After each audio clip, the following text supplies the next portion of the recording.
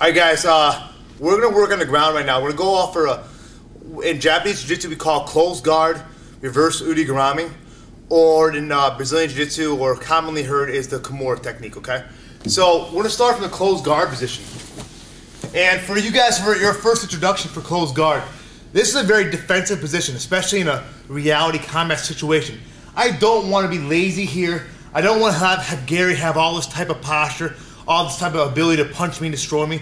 That's not going to be good for me, okay? I want to keep him in my world, all right, where I can start attacking limbs, chokes, okay? Especially if it's a, you know, a street fight, MMA fight, or where he has the ability to punch me, okay? So a lot of times what happens is that he does start posturing up. And what I want to do is I want to find one hand to put onto the ground.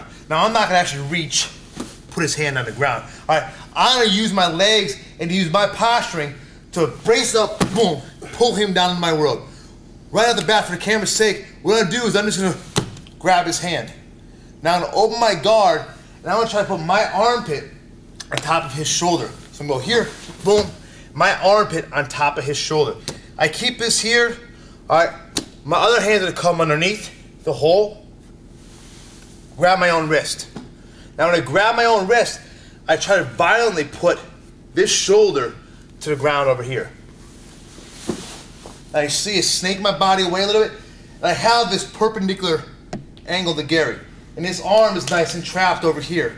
What I want to do is I want to think about trying to make my elbow touch the ground by just turning my body. Okay? I'm not trying to do this. Okay? I'm trying to keep it nice and close to my body and then just turn my whole body so that my elbow goes to the ground. Alright? Let's switch sides.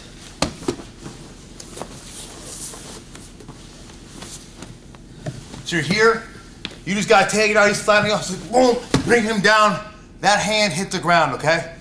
Grab it, open my guard, plant off my opposite foot, put my shoulder onto his armpit, okay?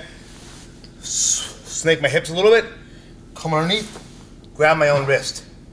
I grab my own wrist, I try to bring this back violently, okay, to the ground and turn at a perpendicular angle to him. I keep this all nice and tight. I just try to think of making my elbow touch the ground. I don't want to, I want to let this hand at a 90-degree angle. I don't want him to let him grab his own belt or grab his own pants. So it's harder. I want to kind of keep his 90-degree angle and then just bring it down. All right? So from a police officer standpoint, if I get taken down, he goes for my gun, he goes for his gun, he's reaching somewhere, going for a knife. When I've got that wrist control again, I have that ability. So we're fighting, all of a sudden he's going for a gun or a knife, and I come over, I've got that again. It's right there for me, okay? So think about that. It doesn't necessarily have to be his hands are on the ground. His hands are in my grasp on the outside. That's what I'm looking for. I'm looking for the hands there so I can get a hold of them, okay? Now there's a lot of, I'm not gonna get into detail, there's some discussion whether thumb in or thumb out. Honestly, from a self-defense perspective, I just probably use thumb in, just get comfortable with using it. Alright? Thanks guys.